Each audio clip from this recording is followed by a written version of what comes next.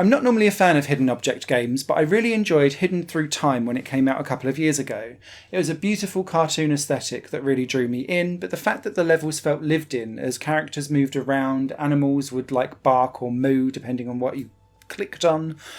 Buildings could be clicked on to bring off their roof and they'd have multiple stories, and then inside there would be boxes to find things. So it would really allow you to explore a detailed environment to try and find the various different objects that you'd have.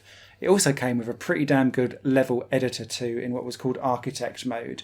And all of these things carry through into its sequel, Hidden Through Time 2, Myths and Magic. However, there is a caveat to be said with this game, and it is they've gone for let's make it hard.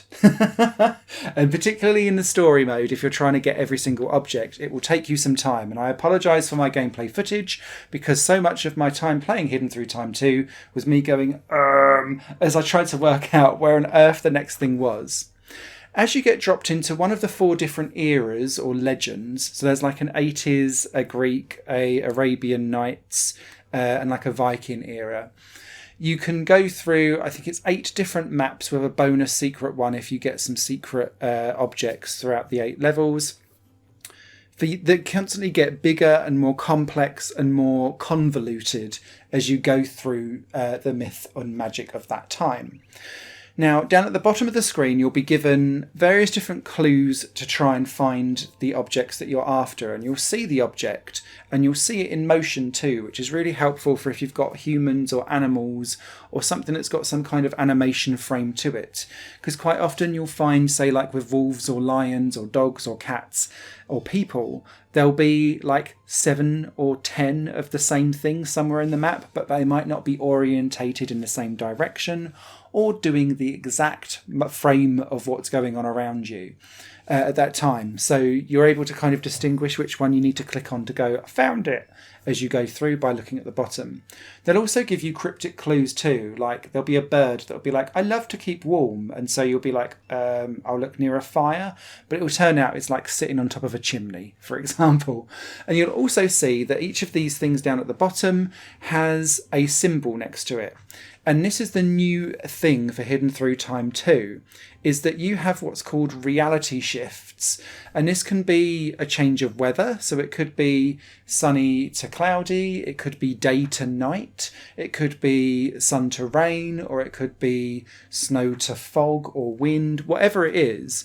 But when you do that, everything has the ability to move around the map.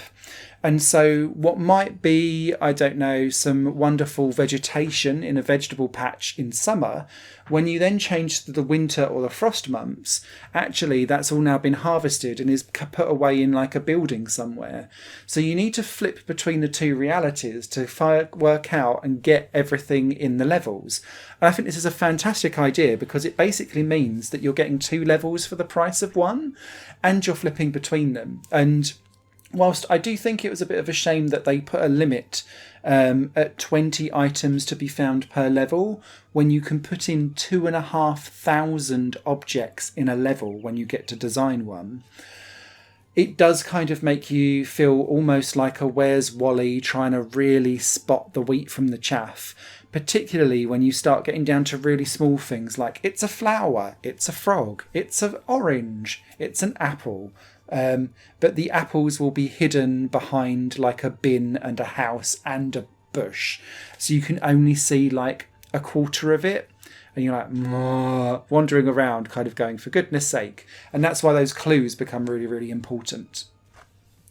Alongside all of this, you've then got Architect mode, which is where you can build your own levels. And this is where you really start to understand, okay, this is how it all works. Hidden Through Time is a 2D game, but it's all around layering the different objects that you want to layer on top of each other.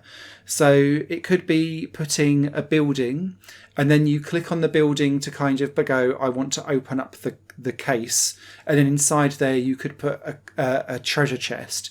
Dump that inside, then you can open the treasure chest, and then inside there you could put loads of jewels and stuff like that, but then put in, I don't know, a gold coin or something like that that just stands out slightly, and that's what you're supposed to click on.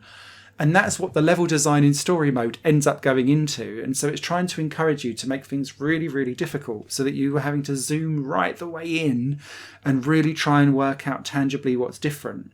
But it gives you all the tools to do that. And it's so simple and easy to select what you need from the different options down the bottom and side, and then you can click on each individual thing, bring it forward and back layers, change its colouring, its clothing. If it's a human, you can change the colour of the roofs of the house, all of that kind of stuff.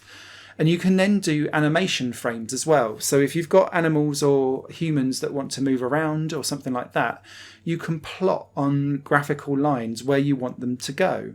So you can have a fully moving, fully realised cartoon scene that's just burst to life, and having that power at your fingertips in something that's really intuitive and easy to pick up and play and understand is superb. And I think the architect mode is one of the most engrossing and detailed yet very simple to pick up and understand level editors that I've played in the last few years. I cannot shout about it enough.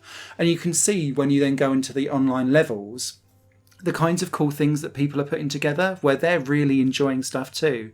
I was playing one where someone's made a really, really skinny mountain with loads of bird nests and all of that kind of stuff all on it.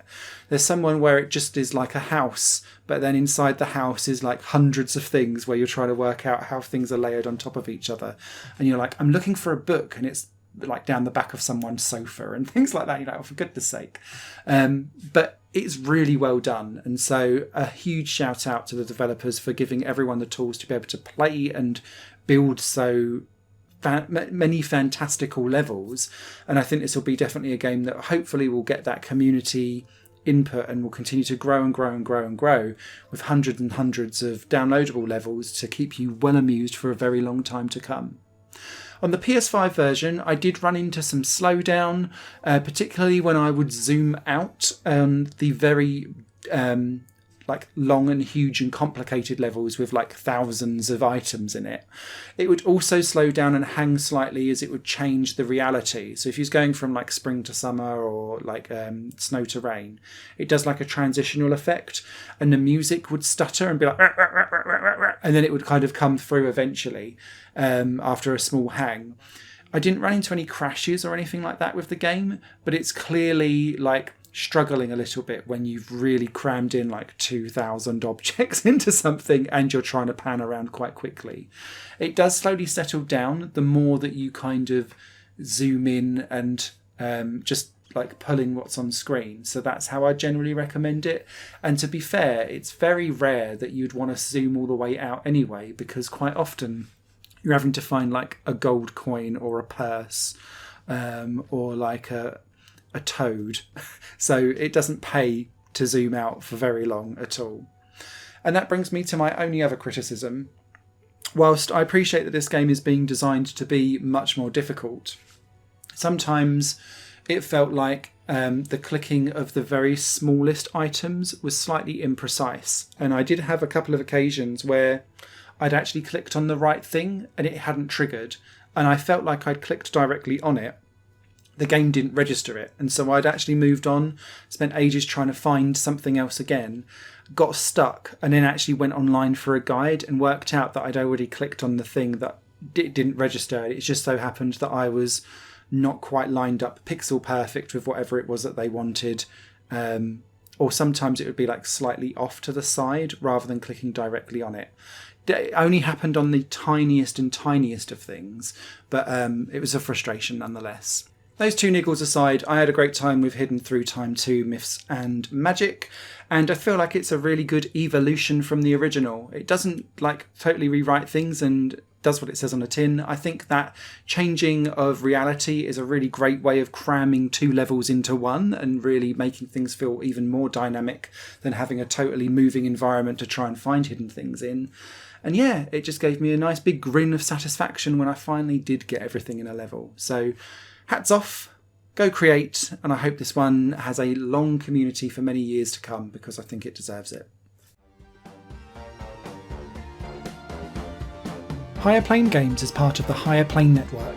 a completely independent media outlet supported by people like you. The goal is to create the best possible content that cultivates a richer indie scene for games as well as music and entertainment.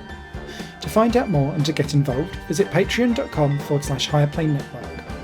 Your support makes all the difference, and in return you'll gain access to bonus content and downloads. Thank you for watching.